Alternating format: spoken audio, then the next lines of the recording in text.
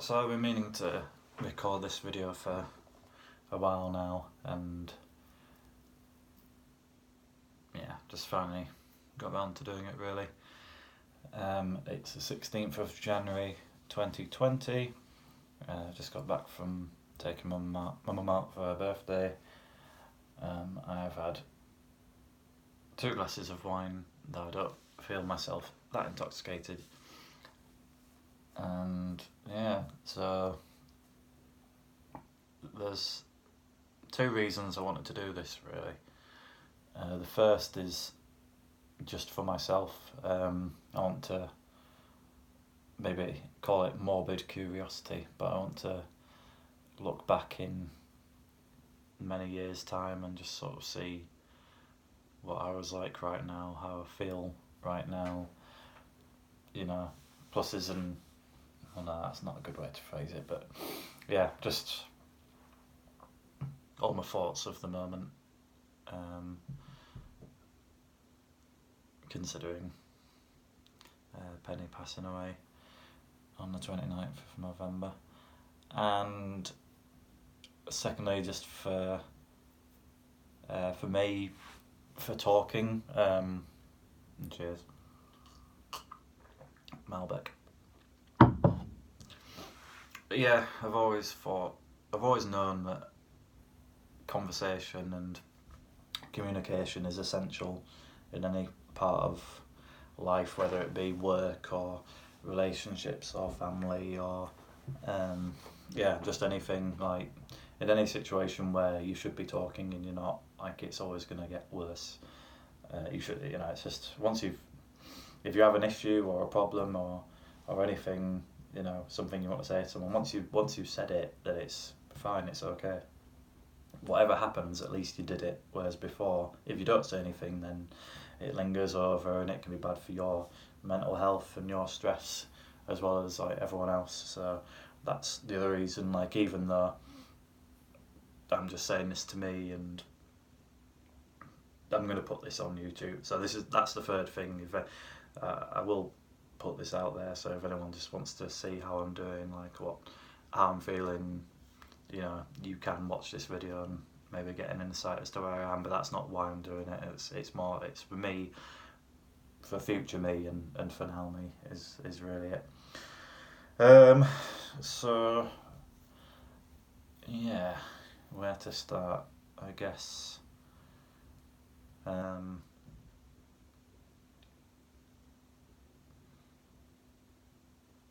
That's difficult, I guess. Where do you start? I mean, what I want to accomplish from this video, I want to say about where I am. I want to list things that upset me and things I'm thankful for. So, okay, we'll start with thankful for, I guess. That'll be good. Because even though this is the worst time of my life, without any shadow of a doubt, there's things that you can take positives from any bad situation. As dire as it seems, like, there's always going to be some things. So enjoy this. It's not cool. I'm very thankful for where my family are now, compared to what it was not so long ago. I won't go into too much detail because I'm obviously going to put this on a public forum. There's things, but yeah, essentially, like, we hadn't talked much, me and my siblings. We had been getting around to chatting more, and it was definitely sort of on the rise. But once Penny passed away, like, they obviously ran to my aid, and we all got together, and my 2 sisters who were in America come over, and we're given a lot of time off work. So even though I doubt this would get back to them in any way, like, I'm very thankful for where Jess and B work at, because they were able to give them the time off, and it just seemed just amazing. And Paul as well, just one of Jess's partners. for helping with finances and stuff, because it was just, yeah, if it's an immediate, I know I am an immediate family member, and Benny would have sort of come under that, but yeah, you know, it's like it's easy, and I don't know. There's a lot of I don't knows in this. I'm gonna guess, but you know what I mean. Like, you know, if you're at work and it's your parent or a child that passes away, like it's done deal. Obviously, like you should get time off. But if it's as soon as it becomes like an uncle or a niece or thing like that, I know some companies can be like, well, that's not immediate family. We don't want to waste time giving you time off under that, and you know, and in some situations it might be right, but in some situations it's wrong. But anyway, so I'm very thankful for. I appreciate their jobs giving them as much time off as they did, because they all came over, and within 3 days I had all 3 of my siblings around me, which is really what I needed at that time. And we're now talking a lot more. We Skype. We're going to see each other more. Yeah, it's just, you know, I wish it hadn't been because of that one particular event, but it's probably like the biggest positive I can take out of all of this is how much we're talking and getting back to being a family again. What are the other positives? Friends. At Paddy's service, and at Salem, there were so many more people that I didn't think. You know, you don't think about like who's going to be there. Really, like, you know, it's not the first. It's not in your mind really. I guess like you have like, you know, a few people you think, oh, I hope they'll be there. I didn't ask anyone. There was no one I specifically said, will you be there? I just put the thing on Facebook and let everyone do as they may. But there were so many people who turned up. Old poker friends I hadn't seen for years and years. Poker friends that I didn't think, like, I didn't expect would be there. Because, you know, with as much as your mates at a poker table, like it's usually very just, we're friends at poker, and you don't really see each other like outside of, you know, you don't go to each other's homes, and you don't go to see films or go to the pub together or anything like that. So yeah, I didn't think there would be as many people from poker. I could go into thanking loads of people, but this is probably going to be quite a long video, and I've had problems like uploading things to YouTube that are over so and so minutes long, so I won't go into thanking specific people now. I might do it at a later date, but yeah. Football team. My football team's been amazing.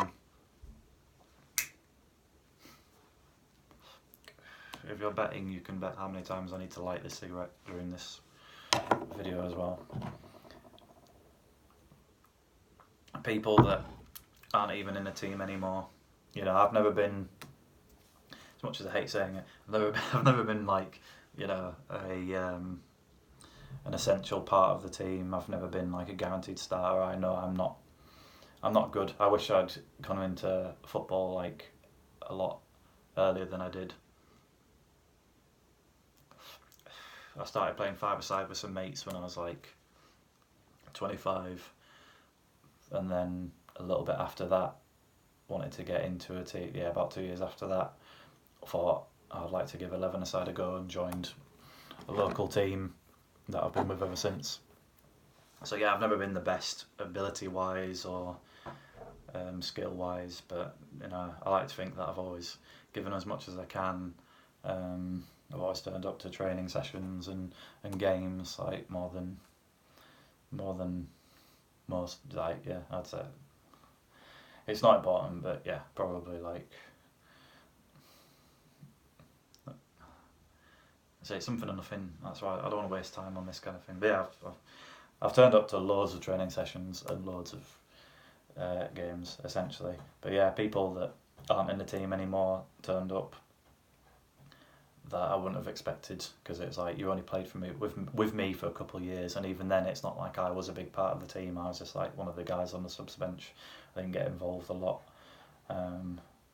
but still making that effort was great. And then current players now, you know, you're always getting new players every season, so it takes you a while to like connect with them and or like get to know them and become mates and stuff. And yeah, people that I didn't think that were in the team, but I wouldn't have expected to come down, came down. Hot Air, people from Hot Air, people from bands, people from work.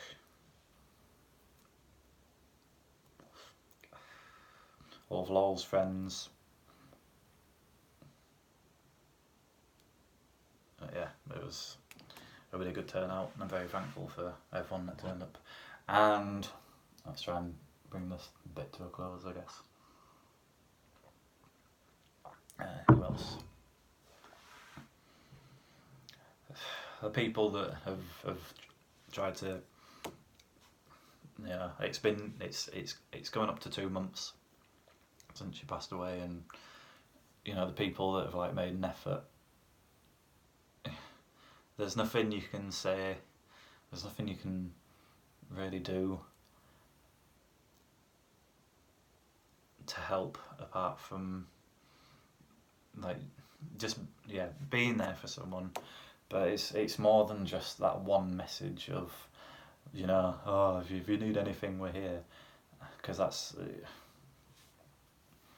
like I don't want to sound like a dick or anything, but you know, like that's a given almost, you know, whether it be any relative that passes away, you know, that's like the done thing, you say, yeah, I'm here for you and something like that. But actually like making that effort to just say, you know, I've been invited to the cinema with someone, and been invited to play golf with someone else, and been invited to a football game with someone else. It's just that's the things. And you know, not,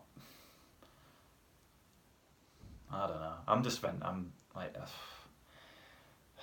it's so difficult. I don't want to come across as being like angry or like unappreciative of things. But yeah, that's what I need right now. Like, okay, so if there's, for people watching that don't know, like this is what I need. I need things to take up my time. I'm not at work. I'm not going to be at work for a while. I don't know if I'm going to go back to work. The thought of like, you know, I teach people of all ages, so I've got adults that wouldn't be a problem, but I've got young kids, and obviously specifically young girls, that I fear that I'm just going to break down as soon as I start, like, because it's always going to be what Penny could have been. So yeah, I don't know. So at the moment, like, I'm just going to try and give poker a go, like a real go. Start playing online.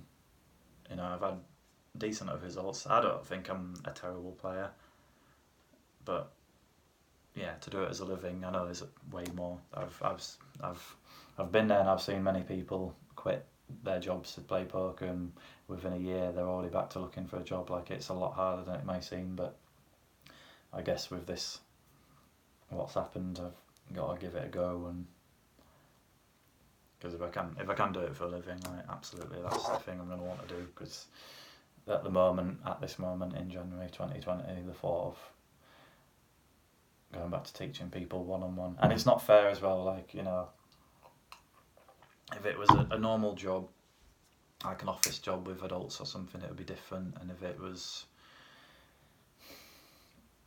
just any job that's not with kids, like, it would be I feel it would be a bit easier to get back into. But I've lost a kid, and then to be around kids is just gonna, you know, I don't like the idea of it at all. I really don't. So again, this is what I want to see. This is why I'm doing this video. If in 5 years time, 10 years time, like, I'm back teaching, and I watch this video and think, why was I so afraid to go back I want to know that this is why, this is how I feel at the time.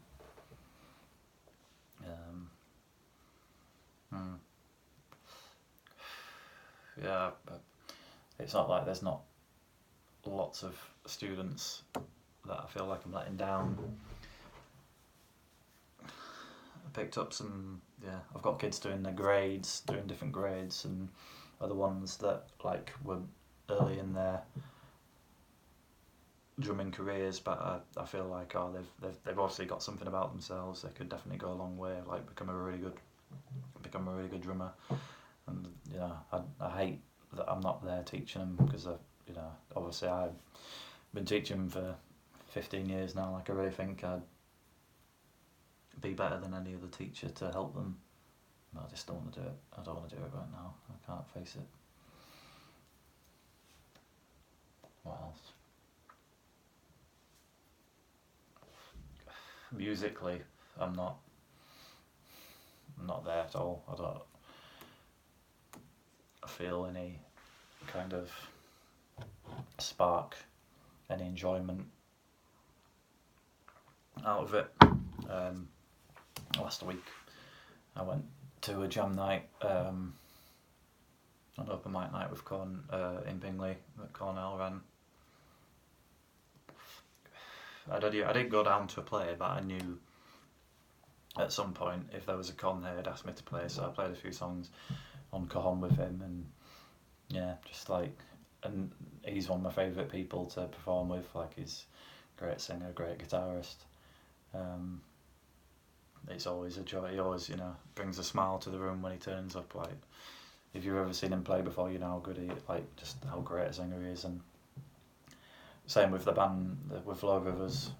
I always enjoy playing with Jarvis and playing with Damo and Chris and Jeff. Like, it's even if you don't feel 100% before you get there, when you actually end up there playing with them, there's nothing better. But yeah, just I don't have any joy at the moment. It was really running through the motions. It was just, okay, let's play this song, okay, let's play another song, and that's it. I wasn't happy about it in any way,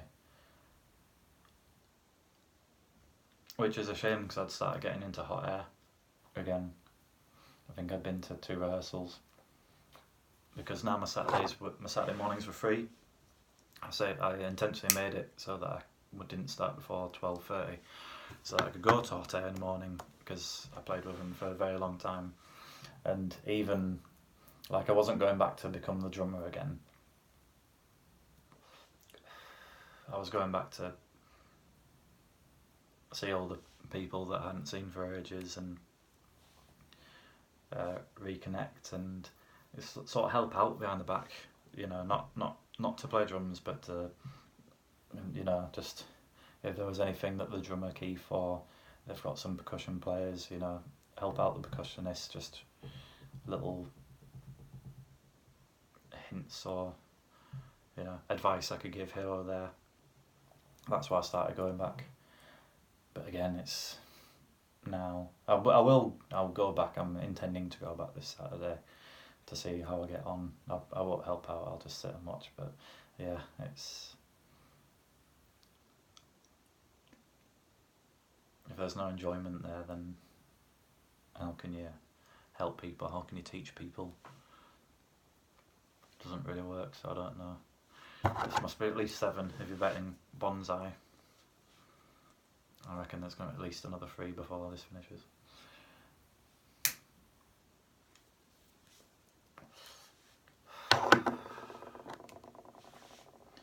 I've started going to Andy's Man Club, which I went to once before, like about a year ago, 9 months to a year ago. That's been helpful.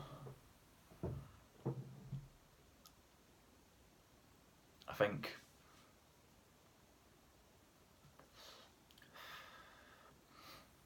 it's just a space for men to talk. I know it was founded originally because of someone that killed himself, so it's named after the guy that committed suicide, and so there may be people there that have them similar kind of feelings, but I want to make sure people understand that that's not why I'm there. I'm not suicidal in any way, but talking, as I say, I know talking is the right thing to do. No matter how hard it is, just it's better to get them feelings out there rather than keeping them inside, wrapped up inside. So yeah, I've started going to that, talking about Penny a bit more. I found it difficult. It seems like everyone there's got a daughter that they'll talk about, which, you know, I've said this in a group and I'll say it now. Like, I don't expect people not to do that. The time I went once before, Penny was fuck me. No swearing, sorry. Yeah, Penny was a big part of everything. They go around and you've got to give a positive about your week and something during the week that's got you upset, and just, yeah, anything positive about the week, something with Penny, something that grinded my gears, something not about Penny but something that would involve Penny. When you've got a child, it's a very big, massive part of your life. But yeah, everyone seems to have a daughter, and then like the last time I went, someone brought up Baby Shark, which is the song that Penny always used to ask for when I took her home on a Friday, and someone's daughter was named Isabel. That was Penny's middle name. Just, you know, small things like that in time I'm sure won't get to me, but right now it's just so difficult. Anything that reminds me of her is hard.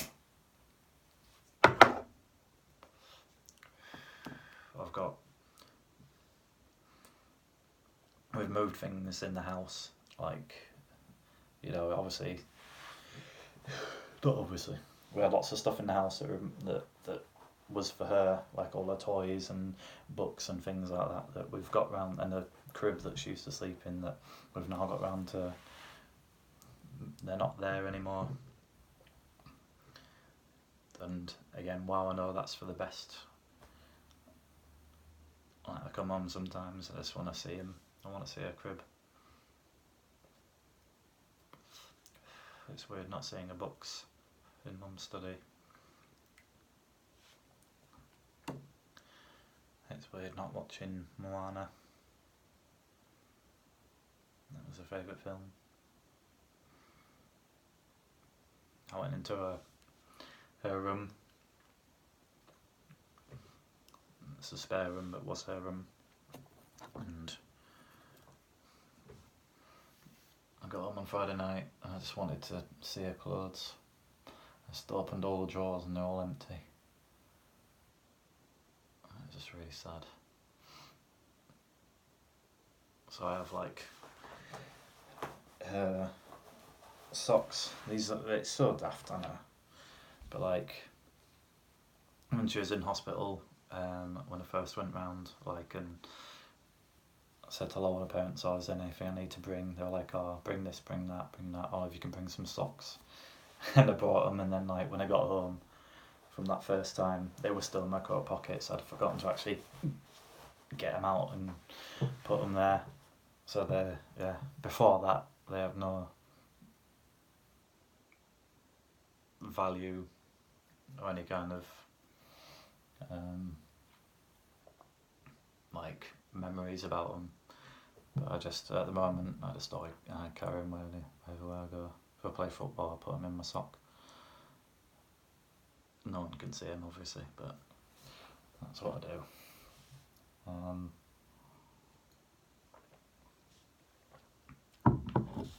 There's anything with toddlers, anything with babies is difficult. My favourite show is Star Trek Next Generation. I don't care. Like, yeah, I'm a proper geek. But it's like what I always used to watch when I was younger, and it's for free on Netflix. So I've just been going through that again over and over. And then it's so daft. It's in one episode, a character might have someone's backstory is that they had a wife and girl that died, or Data makes a robot daughter and she dies at the end of the episode. It's just like there's so many things where there's kids. It gets to me.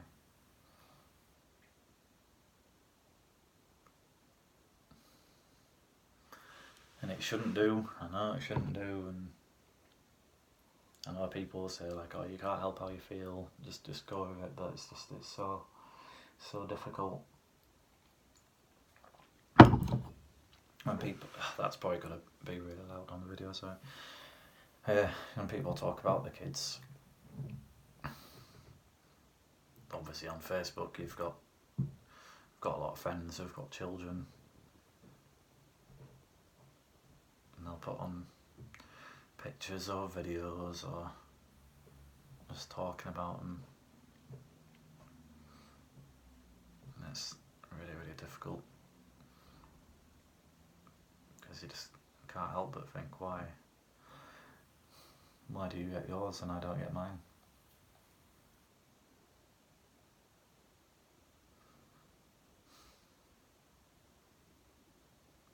I don't like talking about her. Like,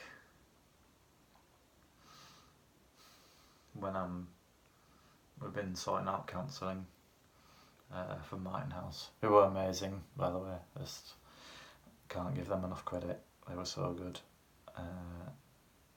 We raised a lot of money from, I know, Tina, and from the donations at the wake and the funeral service. Like, I heard £1,700, which is amazing. They're completely charity based, but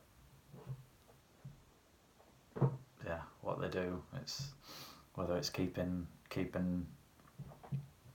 a body for a number of days before the funeral for you, or then you can go see them, or they do stuff with like kids with disabilities. I think they obviously like take them for a certain amount of time so that the parents can have some time off or things like that. Yeah, they were just amazing.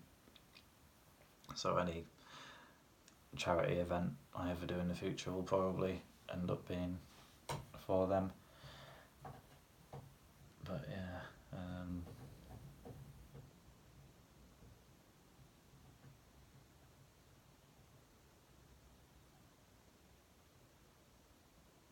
I can't remember where I was at.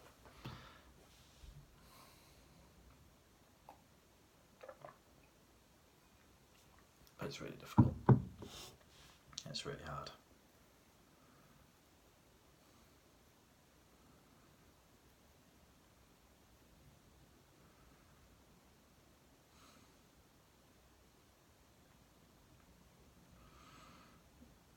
And yeah, so I'm just trying to keep busy, trying to do things with friends.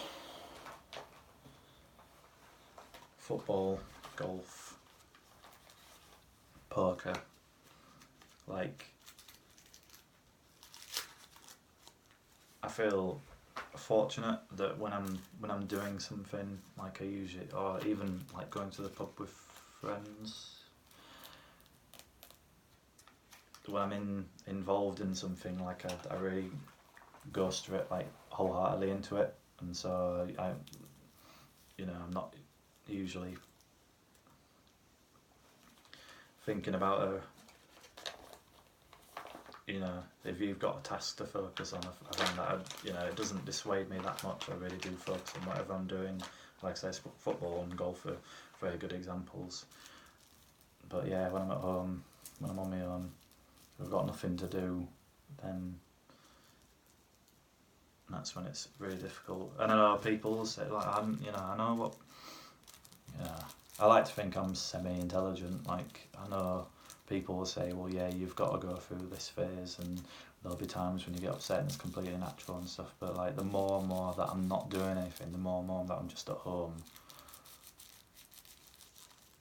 is difficult. So I want to do more things. I want people to say, to invite me to things. I was never I've never been the most, like, I think I've had lots of friends. I know lots of people, and I've got lots of different circles of people that I do things with. But You know, I've never been the guy that X group invites out for a drink or so and so. You know, things like poker are so, you know, just individualized that it's not something that you do. I don't know. I'm losing it a little bit. Yeah, just, you know, I've got a few close friends, but I've never had loads of close friends. So yeah, I've never been the person, and that's always been fine. Like, I've always understood that before. It's been, yeah, fine. You know, I'm not gonna be at that gig on a Friday night because I'm playing a poker tournament, or I'm not gonna be there because I'm doing something else. But yeah, now I just need things. I need to do things with people, whatever it is.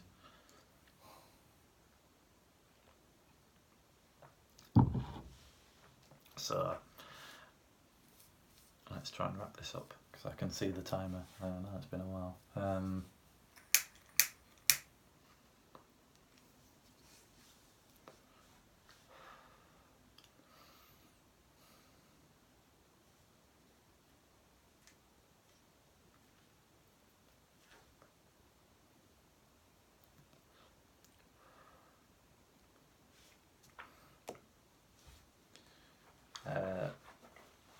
So I guess I'll finish with what I want to do. So I think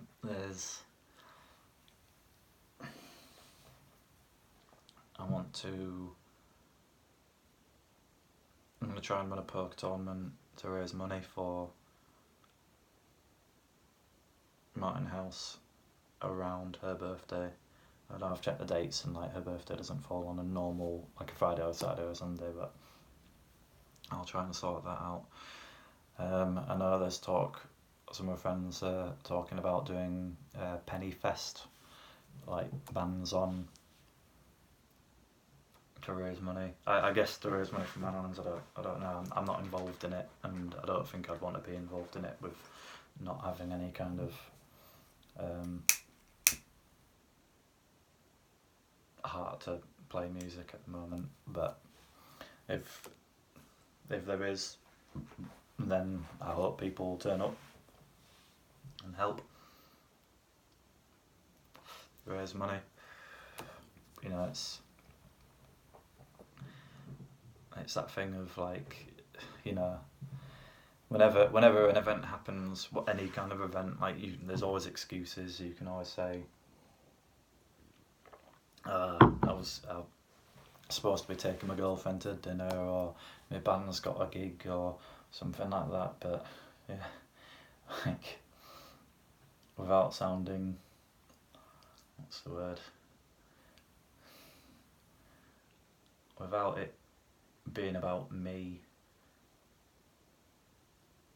like, I think this is more important than that.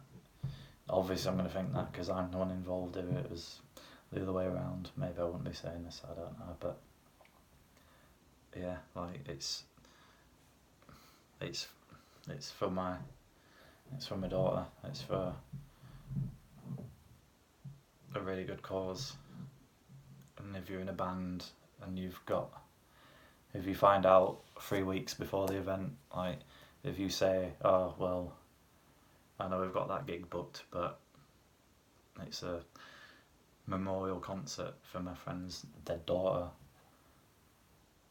then, you know, I think people understand, and I want you there. Like, I've had lots of messages from lots of people, again, one-off messages, and I know I said, oh, fucking hell, I don't want to get into it. I know I said, like, at the time, like, don't talk to me, and that was fine. And then we got to Penny's funeral and service,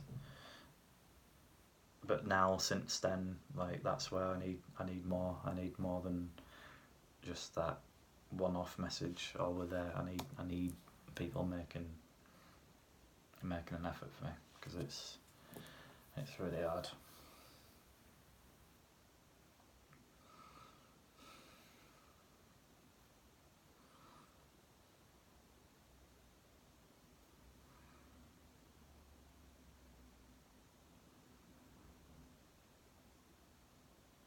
That's the last thing. Last thing, there's lots of songs that make me think about her. Like any song, yeah, there's songs that are about breakups where, you know, the ex is called Baby, where it's obviously about a breakup, but now to me it's about Penny. And any songs about regret or losing someone or someone not being there anymore, you know, all these things. It's when you listen to them originally, it's like, oh, I can relate to that about an ex partner or a grandparent that I've lost. And it's just now all of them are about Penny. It's really, when they come on, it's really difficult because that's what, yeah. Okay, I'm gonna shut up now. So yeah, January 2020, this is how I feel. This is some of the things I want to get off my chest. And yeah, I think that'll do. The one last thing I will say, two last things I will say is, if you bear with me,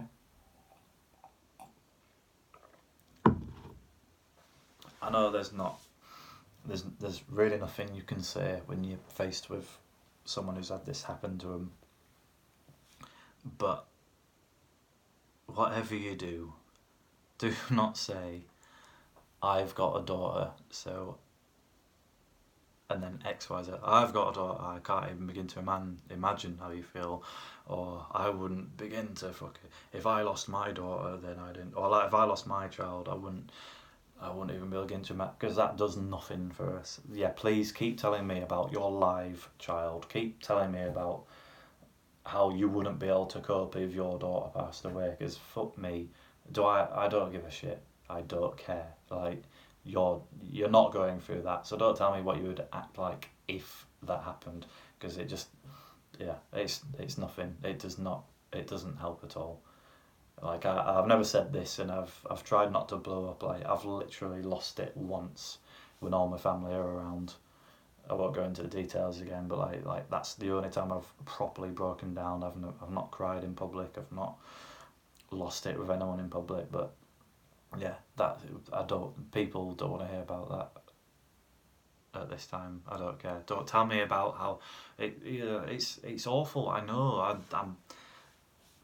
I know. I'm saying it's. I'm not. It's not a competition. It's not. I'm not trying to say that this is worse than X is worse than Y or anything like that. But it's just, you don't understand how different it is. You can don't tell me that, oh, I lost my mum or my dad, so I kind of know how you're feeling, because it's not. A parent dying or a grandparent dying or any adult is dying, even if it's before their time, they've still lived their life. They've still done lots of things, and you've still spent so much time with them. But I didn't. 2.5 years. 2.5 fucking years.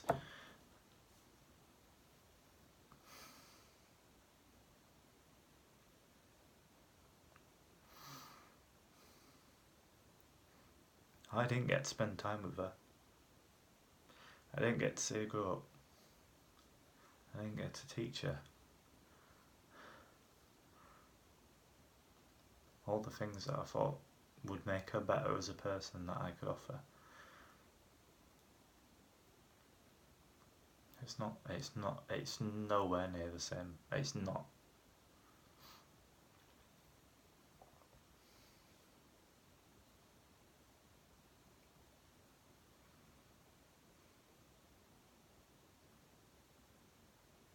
So don't say that. If you're ever faced with this situation again, don't say that to people, whatever you do. It's cliche, but saying I don't know what to say is probably the best thing. The best thing that you can say, because at least that's honest. You don't know what to say. There's no words that you can say. All you can do is say, I don't know what to say, but I'm here for you. That's all you can do. And then the second thing, final thing, I know I said it on Facebook before, but it's daft. And if it was any other time of my life and of any of your lives, like it wouldn't be a thing. But I know I said before, I know Benik Afobe, the footballer, lost his daughter. From what I've read in the reports, seems to be similar sort of circumstances to how we lost Penny, and she was around about the same age. So I keep thinking about him and hoping that he's doing all right. He's obviously ex-Premier League footballer. I'm this boy from Bradford, though no one knows. But yeah, I keep thinking about him, hoping that he's doing okay. So that's it. I will, yeah. I don't know if I'll do this again as an update. We'll see. Okay, thank you.